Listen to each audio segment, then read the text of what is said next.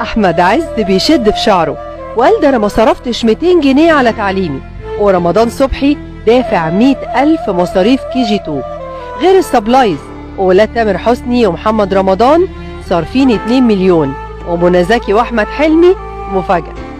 مشاهير دفعوا دم قلبهم في دخلة المدارس. تامر حسني مدخل ولاده الثلاثة تاليا وأمايا وآدم المدرسة البريطانية الدولية، ودي من أغلى المدارس في مصر ومصروفاتها بالدولار، والثلاثة مكلفينه حوالي 16,000 دولار مصروفات بس، يعني مليون جنيه، والسبلايز واليونيفورم كلفوه فوق 400,000، وشاري علب ألوان بس ب50,000 جنيه، ده غير الشنط الماركات اللي اختارتها مامتهم بسمة بوسيل واشترت للعيال زي بعض عشان محدش يغير.